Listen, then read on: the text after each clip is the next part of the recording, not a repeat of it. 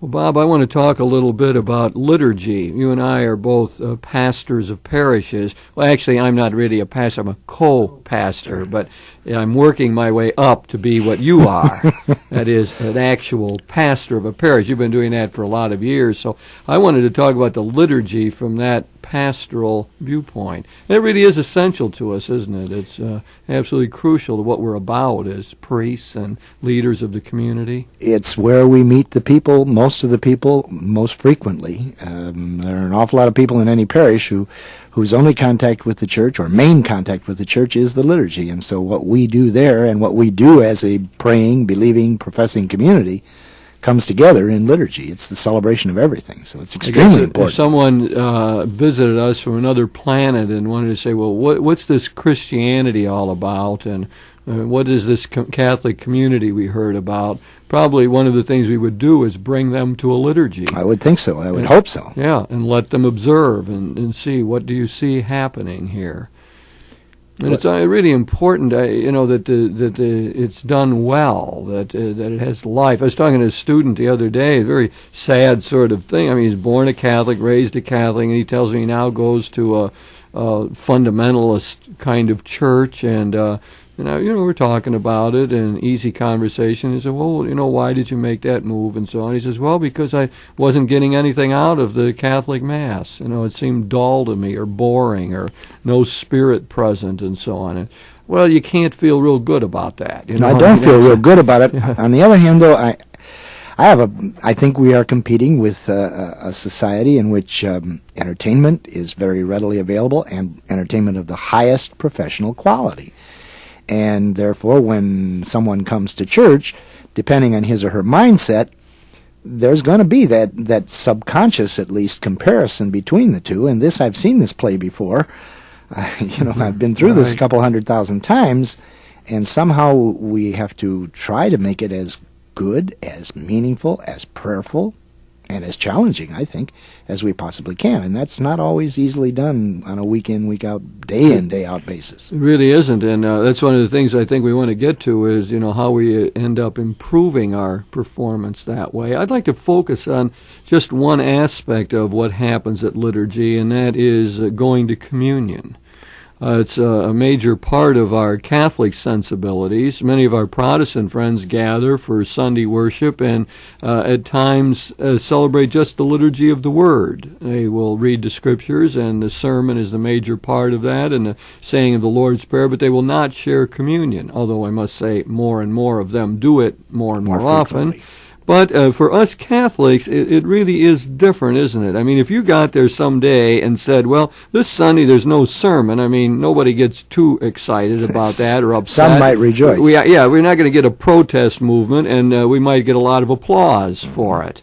Mass will get out earlier this week. But if you got there and said, this week there's no communion, well, then people say, why did I come here? I mean, it's just a different sensibility that our Catholic people are very geared into this going to communion. Yes, I think that's very, very much part of the Catholic mentality, Catholic milieu, that we are directed toward the culmination of everything in the Eucharist, and that the liturgy, we profess very clearly that the Lord is present in word, in the people, and in sacrament. But the one that I think in a sense dominates is that presence of the Lord in the Eucharistic sacrament, and our participation, our celebration of that, in imitation of what the Lord did at the Last Supper, is very, very much that which is foremost in the minds of our people.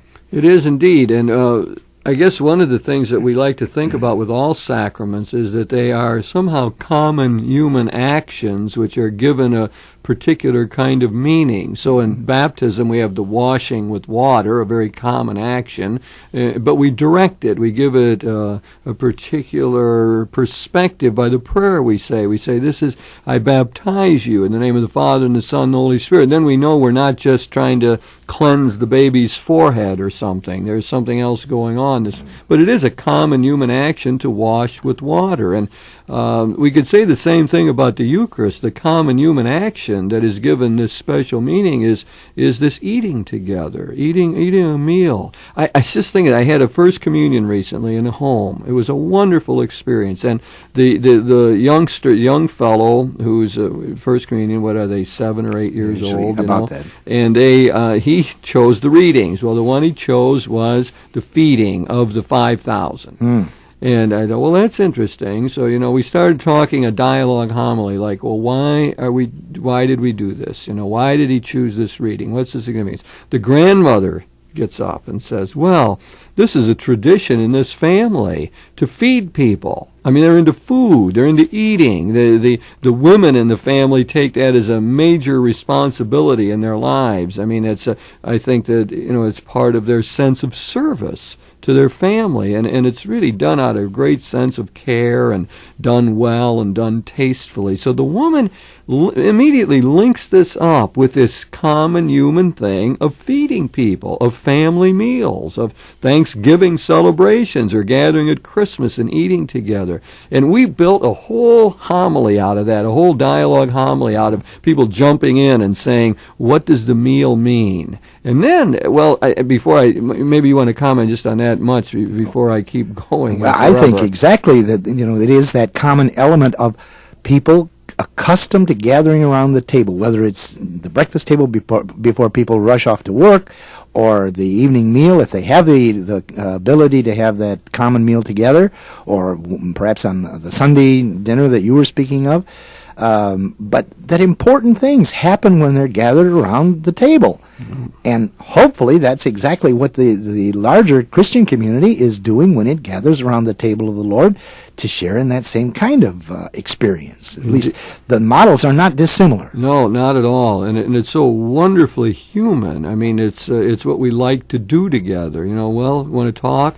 Let's go have lunch together. Exactly. We'll talk while we eat. There's something very familiar about that. It puts people at ease. There's some, it puts the conversation in some sort of a context of trust, of care, of we're together, and I think I like the slant that the grandmother put on it too. There's a service element in it. I mean, it's not, I suppose, when you go to a restaurant, it doesn't exactly have that. I mean, someone else is serving you, and that's their job.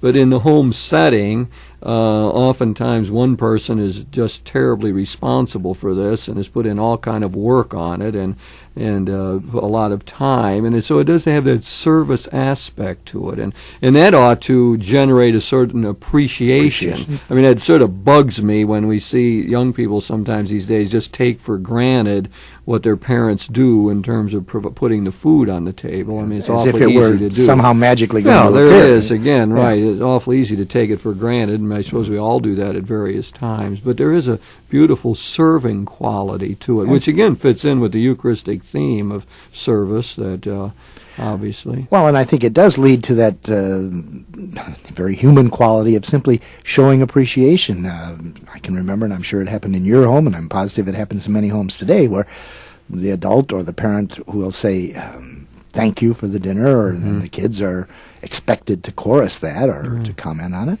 It's even a better sense of gratitude if someone then says, I'll do the dishes today. The one who cooked doesn't have to do the dishes. As one who likes to cook, I would love to hear that. Well, you've done that sort of thing for your family, haven't you? Or gathered with friends where you take time to cook for people. I like to cook. Yeah. I like to cook very much. I'm not always a very good cook, but I like to cook. I don't like the cleaning up part. Yeah, I do appreciate it when somebody says, But it does have a wider meaning for you, too, doesn't it, when you do that? There's a way of maybe showing appreciation hospitality to and people. Appreciation are the two most prominent aspects that come from that. And again, I think that, if in our churches we can say hospitality is part of that welcoming, come into the table of the Lord and come and share with us. And yes, we appreciate the fact that you are here, and the deeper symbolism, of course, of the Eucharist, of the presence of the Lord. Right. Also, this theology of eating together, we can look at it from the biblical perspective as well. We have the Passover meal, and that remembers the Exodus. So the key event in the history of Israel is the Exodus, about 1250 BC, when Yahweh takes his people under the leadership of Moses out from underneath the thumb of the Pharaoh, and they cross the Red Sea, and eventually they move into the Promised Land. And so all throughout their history they commemorate this. And how do they do it? By sharing a meal together. And then the youngest son, the oldest son is supposed to ask that question, and why are we doing this? I think you may have been right. It's the youngest son. Is it the youngest son, the way I said it first? Thank you. And why are we doing this? What's the significance? What makes this night more special What than makes any this other? special? The time. And so it gives a chance to link the eating together with the proclamation of the significance of the event that is going on here. So we have that biblical notion right away. And then we have within the New Testament itself all those meals that Jesus shared with other people. We have a technical word for it these days. We call it the table fellowship of Jesus, that a significant part of his ministry where he seemed to be purposely going out like to Zacchaeus' house. He's going to go there and eat and talk it over and lead him closer to the kingdom. So there's that table fellowship that Jesus had, which leads up to the Lord's Supper, so that the Last Supper is not an isolated event at all. No. It really fits into the whole pattern of the way Jesus operated. But it's a culmination of all of those other suppers in a way, or all those other shared meals, and yet brings it to a new height and gives it a new dimension, and it's linking that past, the commemoration of the Passover supper that Jesus was celebrating, with the present ministry that Jesus is proclaiming, and the command to continue to do this to remember me. And the people would recognize that, the disciples with him would. This is not something new and unique we're doing in one sense. We've always gathered to eat together. They've been special times. He's often instructed us in these occasions. It's often been a time when we felt good or celebrated some things that happened in our ministry, could talk over problems, could try to find some healing for the wounds we accumulated over a period of time. So the eating together would have been very familiar to them, and as you said, it sort of was a culmination of these other meals. We call it then the Last Supper, the final farewell supper that Jesus has with his disciples. Whether it happened the day before Passover as John would have it, or whether it happened on Passover as the Synoptics, Matthew, Mark, and Luke would have it, becomes sort of secondary to the fact that it is this farewell meal, final gathering with Jesus and his disciples. Yeah, one could get into the biblical symbolism there of Right. John's choice, but I don't think that. But that's major, important. it's easy for us to link it up with the Passover meal whenever it happened. Exactly. Because that would be part of the common remembrance of the Jewish people when you gather to eat. That's what you're remembering, is God's saving actions, the great things that God has done for us. We could get another dimension in there, Bob, and that is the future one, because the meal would suggest in a way something else to come, the final banquet, the regathering after the death of Jesus and in the resurrection, and as we call it, the fullness of Christ being created someday, the pleroma, when there would be the heavenly Jerusalem and the great banquet, and all would be brought together in a real spirit of unity and peace. We use that imagery of the final, the great heavenly banquet, at which everyone again is gathered about a table. That same kind of imagery as the eschatological epitome, if you will, the final thing that we finally get together, right. All sit down and enjoy the peace. So one of our images of heaven God is as a banquet, the banquet, as you said, the heavenly banquet. So isn't it remarkable how that meal theme and goes through there? And I was thinking, this all came out in this gathering for this first communion, because the youngster had picked this reading, the feeding of the 5,000, which is so symbolic. In fact, as we know in John's Gospel, we really don't have an institution of the Eucharist. What we've got is in chapter 6 the whole feeding thing, that I give you my flesh to eat. That this is I'm the source of your nourishment. We are bound together as the vine and the branches.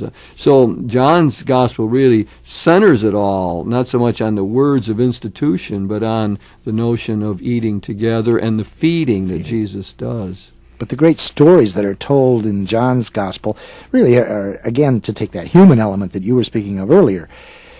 We gather at tables and do tell stories, and we remember things. And the Lord Jesus himself did it at the Last Supper, and the Jewish people were commanded to do that, and he's following in that tradition, and we still continue to do that. Right. But that's a way to put into context what we do when we gather for the Eucharist, isn't it? It's got that same structure to it, that we are remembering what Jesus said and did. It's a memorial meal. It's a way to celebrate Christ's presence, as you suggested early on, a presence in the assembly and in the Word and in sacrament, that we really celebrate and say that the present moment is filled with significance. And then also it is reminder of the future as well, of future celebrations of the Eucharist, of times of greater fulfillment, and of the final banquet. So our gathering for the Eucharist today really is a sacred meal. And it is carrying on that whole tradition. So at our best, we would remember many of those factors that we've been talking about here. It would link us up with family meals, with the Exodus Passover meal of the Jews, with Jesus' table fellowship, and with the Last Supper. Can I go back to something you said a little earlier, Jim? You were emphasizing the table service or the service aspect. I think sometimes we overlook the fact that even though we concentrate very much on the words of Jesus, here, eat, take, drink, do this in remembrance of me, he did something else before that. He got down on his knees and he washed the feet of the apostles. And I think that's the service that he chose to link with this sharing of the meal, and part of the mandate that says, do this in memory of me too. It comes out of that notion. I love that. I think it's a great idea, and we could really run with that a bit. Again, it takes us back to John's Gospel, where we find that washing of the feet. That there's a whole different emphasis on the final meal in John, and a great part of it has to do with service. And the punchline comes at the end that you're supposed, what I just did for you, you're supposed to go do for other people. Everybody else. And it's interesting that we read that passage on Holy Thursday, isn't it? Yes, I think that, as a matter of fact, and I'm sure we'll talk about this later on, but we break it up and do the washing of the feet at that time, and then go back and pick up the narrative so as to emphasize the importance of that. That's good. I like that. So what we've gotten here so far is we've been talking about communion, but I think what you and I are both interested in is saying that it's not an isolated act. When we're talking communion, it isn't just like, oh, now we stand up, walk forward, get the bread and wine, and come back, and that's the whole of the Mass for us. What we've tried to do is put it into a larger context, I think, which I think is helpful. So we wouldn't want Catholic people who are going there just to go to communion to isolate the event, like it's the only thing that counts. It might be the high point of the whole liturgy for some people, but it certainly isn't the only part of it, and it's linked in all these other ways with what's been going on there. And that seems important to me, at least, in trying to talk about communion. Well, I would also think, Jim, the vertical dimension of the communion is equally important, that it is not simply a linkage of me and Jesus, even though that is obviously present in the reception of the Eucharist, but it's the commonality of all of us eating of the same bread and drinking of the same cup, the bonding that goes on there, that communality of the people of God, the communion with others as well as with the Lord himself. We, though many, are one because we partake of the same loaf, right? We eat of the one bread, and that's what ends up uniting us. So that now we've made liturgical changes that are supposed to highlight this, haven't we? I mean, we can remember a time when we went to communion. Some of us can, where we went to communion and knelt at a communion rail, and all the gesturing and all of the symbolism surrounding it was very vertical, it seems to me. It was very me and God. I think you're right. The piety was to sort of submerge oneself and in one's own thoughts and in one's own heart and so on. Now we've had it represents one aspect of what the going to communion is all about, but then we got that liturgical change where we said, well, in many churches now we don't go kneel at a communion rail, but Catholics walk forward and receive standing up, and not only they receive now in their hand instead of on the tongue. It's a much more active sense of what going to communion is all about. They receive in their hand, take it, and put it in their mouth. There's an active sense sense of that, and then walk over here and share in the chalice if they care to, with a cup, which some of our people do and some don't. But you get a different feeling for what communion's all about simply because we symbolize it or ritualize it in a different way today. And I think, again, that has been a reflection of a changing spirituality, a changing in emphasis in theology that took place, an extraordinary reverence for, or attempt to make clear the presence of Christ led, I think, to an overemphasis on the reverence with which one ought to approach the Eucharistic species, and as a consequence, the kneeling, the not touching with the hand, not drinking from the cup, all of those things had perhaps at their time a significant meaning. But I think we have tried now to say, well, let's look at it as adults, as members who appreciate the ritual, appreciate the symbolism, appreciate the sacramentality, but also appreciate the vertical and horizontal dimension that you were speaking of. It says, adults feed themselves. We do it reverently, yes. This is not just ordinary bread. It's the bread of life. It is the living Christ. It is the cup of life. So we take an active part in it and act as responsible adults, but sharing with our brothers and sisters in that emphasis on not just me and the Lord, but us together as family. There's many ways we've tried to make it seem more like a meal. Two moves at least that some people made. One is that hosts often look more like bread these days, be thicker, or some people have people in the community bake their own bread. We do that. We have members of the community that bake the bread for the Mass. That gives them a share in it, a sense of service, and what is received, the bread that's received, is more substantial. It's something you would have to chew. That is more of a real meal. So that's one thing that's moved us to try to recapture the fundamental symbolism that we're sharing a meal together. And then the other one would be the emphasis on sharing in the cup. That a lot of our people, are encouraged to receive communion that way as well, which you eat when you gather to eat. You usually have something to drink and to eat. Both things are there. Jesus did that at the Last Supper. We're imitating, reminding ourselves of what he did. So that is another way we've tried to get us more in touch with this primary symbolism, it seems to me. Eating and drinking, yes. Yeah. I think that... Your people, what kind of a percentage at your place would... receive from the cup, would you say? I think I would say that's probably seasonal. Yeah.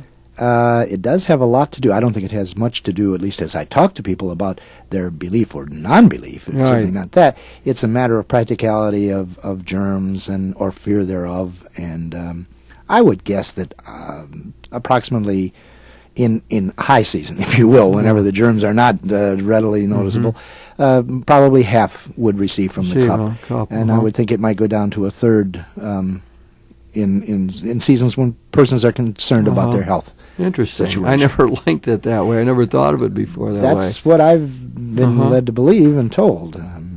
And most people receive in their hand. I would say vast majority receive in their hand. No, right. Very few. Same thing at our place. We would have a few collegians who would not do that, but for the most part they would receive in their hand. There's another element in this change, Bob, that seems worth noting, and that is the people who are distributing the communion. Oh, yes. So that we have lay people doing that also. That seems to be one of the changes that's affected people's outlook. I mean, it gives a different sense of piety about the Eucharist. It's not just this sacred species, this bread and wine that no one else could touch or handle in any way. In a sense, everybody handles it who receives in their hand. And then we have other people specially chosen, the ministers of communion, that do this task, and that gives another touch to it. I think oftentimes people come up to receive from a friend or a family member. They like that, I think, often. Very, very special meaning. Very special meaning. And I also think that in addition to extending, or if you will, recapturing the baptismal dignity of every person who is a member of the Church, there is, I think, an extended aspect of service that goes with that, because many of those persons who are Eucharistic ministers in church also take communion to the homebound. Oh, yes. Geez, we didn't get into that at all. Just That's a right. wonderful experience where, Yeah. I mean, it's more than just bringing the Eucharist. It's Right. it's a visit, it's a care, it's a solicitude. Isn't that a great improvement? marvelous. I can remember as a young priest taking communion to people and having to get to 30 people or whatever it was in the morning, and stopping in for about 1 minute, Very saying quickly. a quick prayer and being gone. And I think now a lot of times when people take communion just to a couple people they know, as you said, they sit and visit and talk and pray together and receive communion. It's wonderful. It's a totally different kind of experience. I would Absolutely. think one of the great improvements we've made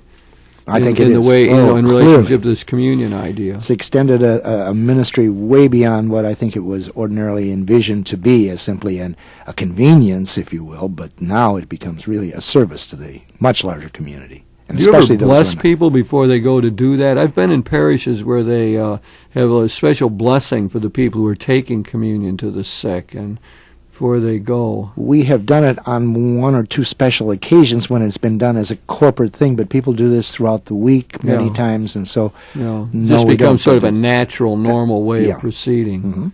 You know. But I think in the early church there was a very special dismissal rite for those who were not able to be there. The bishop broke the large loaf of bread and then gave it to those who would take it to the homebound or the imprisoned. You raise a whole thing we could get into, and that is that many of these changes we're talking about and our outlook on communion is really a renewal of what we have learned happened in the early church. Very We've much so. really moved back to an understanding of the Eucharist as a meal, as nourishment, as Christ strengthening us, giving us our food for the journey, all themes that were very common in the early church.